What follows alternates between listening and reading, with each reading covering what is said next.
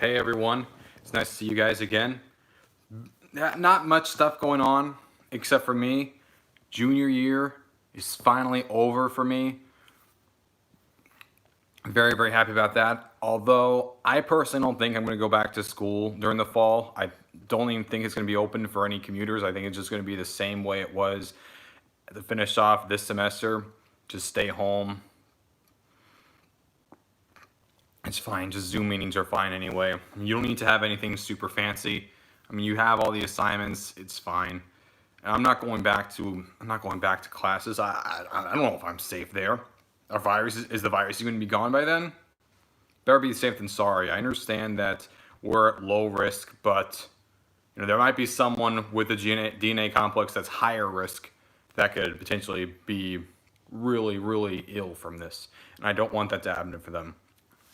But as for the main news tonight, Jim Trotter of the NFL Network is reporting that the NFL is potentially going to have some alterations to the Rooney Rule, encouraging teams to sign and or hire minority head coaches and executives. Let me explain. As we all know, the NFL does not have many people in for executive jobs or coaching jobs that are black, especially head coaches. Eric Bieniemy is the biggest name. He's been a head coaching candidate the last 2 years, very highly qualified, and he has not been hired. That has caused a lot of issues, especially amongst fans, including myself. I'm personally curious by it. Bieniemy is very, very highly qualified as head coach. I'm shocked he doesn't have one yet. But either way, this could potentially change some things, but I don't think it will really get implemented. Because what the NFL is hypothesizing is maybe they could encourage teams to hire a minority head coach. The way they would do this is that if a team hires a minority head coach, their third round pick goes up 6 spots, and if they hire a minority executive, they go up 10 spots. Especially if it's a general manager, they go up 10 spots. I'm kind of mixed on this. I'd say at first, it's good that you're having an incentive to try to fix the racial issue for hiring out of the way, because I think there's a very, very big problem in the NFL right now. However, I wonder how that's even going to work for the third round picks. Like, what if you have an early third round pick? Would that go into like a late second? What if you don't even have a third round pick at all? What's going to happen then? Would that happen the following season? Would that affect the team that has your pick? How would that even work? Would it go back to you?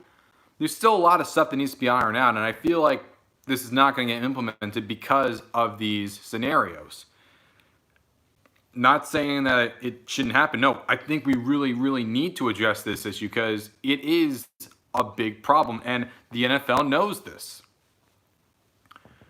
No, I don't think the NFL is racist or anything. I think that's very, very ignorant to say that they're racist for hiring these people. No. We're not hiring these people. No. The NFL knows that it needs to have this. They need to open these opportunities for people to make sure it doesn't look like only the white people can have it. And I agree where they're coming from. Now, do I think it's going to come from this? No, I think they're going to do something else. I don't think it's going to work for a third round pick or any picks at all.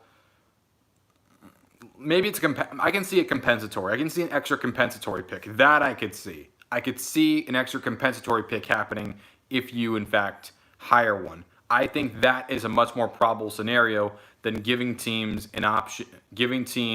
to move up in the draft because of their pick, considering there's a lot of scenarios. Whereas a compensatory, that makes a lot more sense.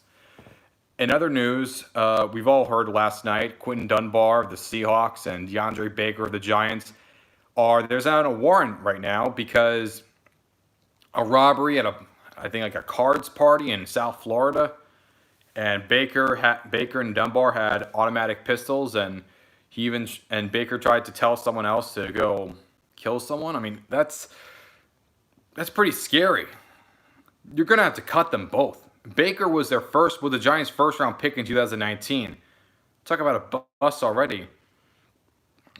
And as for Dunbar, people were wondering why the Seahawks only we were wondering why the Redskins only got back a 5th-round pick in return for Quentin Dunbar, who had a really good season last season. Who had a really good season last year. And doesn't look that bad now. I personally thought he would go in like a 4th or even a 3rd-round pick, but a 5th was a little bit surprising for me. Now I have no issue with it because considering the guy is probably going to get cut, him and Baker. And as for speaking of Baker, the Giants traded up 3 picks. They gave away 3 picks to the Seattle Seahawks so they could trade up from the 2nd to the back end of the 1st to take DeAndre Baker for their 3rd first-round pick of 2019. It doesn't look like he's going to have a successful career because I think his career is over. Him and Dunbar, especially Baker. If that guy that Baker told someone else to kill was actually killed, he would have faced life imprisonment or even a death penalty. He even might have potentially gotten the death penalty because that's how Florida is. Florida has a death penalty. There's a chance that could have been the case. Thank goodness that was not the case. The person is fine. No one died from this, though there was some jewelry stolen, I heard, and some money. Ryan Abbott says, what evidence is there that an NFL team didn't pick the person they wanted because of his race? I think all teams would hire the person they want regardless of race. Is there a whistleblower? That is correct. I don't think teams are hiring based on race because, I mean, think of it this way. Hugh Jackson was apparently the most qualified person in 2016, and Doug Peterson people said was the worst. Meanwhile, you look 3 years later, Hugh Jackson is considered by many to be one of the worst coaches in NFL history because he only had like 2 wins or 3 wins with the Browns, and including a 0-16 season and including a 1-6 season the year before that.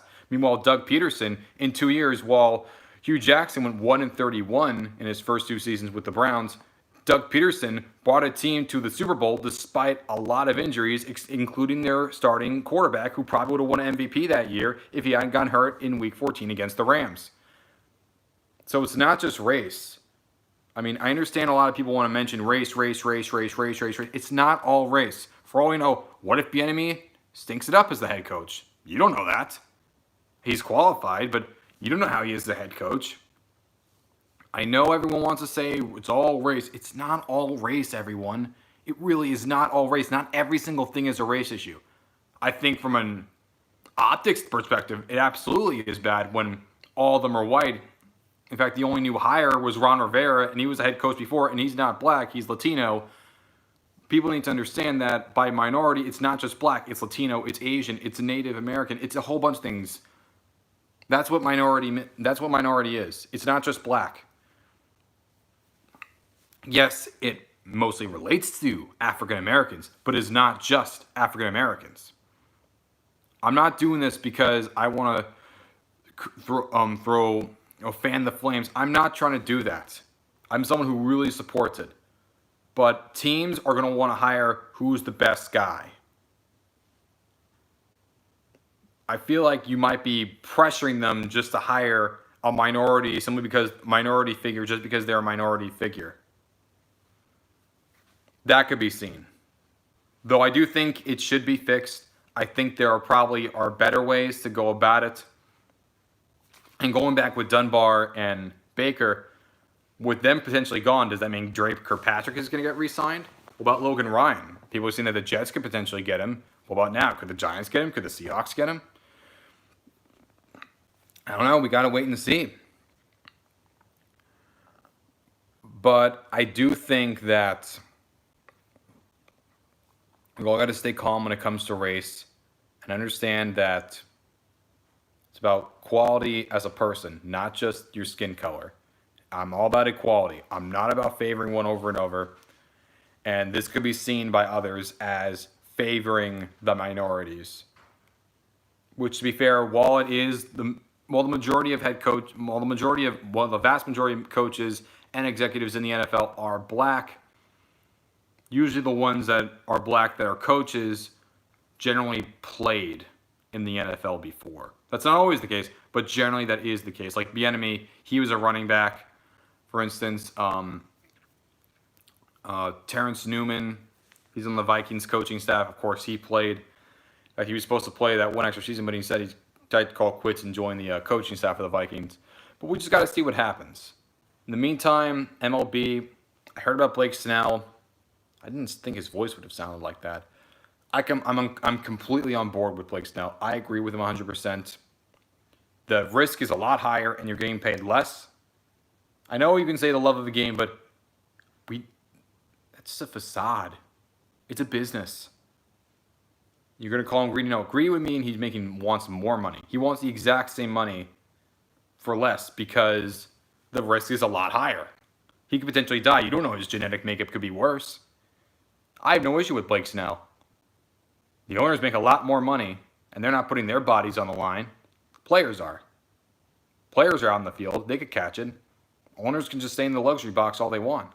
I'm not doing that to begrudge owners. But I think this could get very, very, very, very messy in the already hostile division between the MLB. It's been going on since like the 80s, since like Pete Rose. And I wish that also for failing revenue, I do think the Baseball Hall of Fame should expand by a few to make up for lost revenue. I think that would greatly make people very, very happy during this time, especially for people like Gil Hodges' family or, Dave Parker, all of them. Mike Johnson says, affirmative action has been here for 30 years. If I apply and have the same qualifications as a minority who applies as well, who gets hired, that's a good point. The white person, I completely get where you're coming from. Absolutely. You have no complaints from me. No, seriously, you have a good point. I definitely see it from an angle, and I agree with you. But it also depends.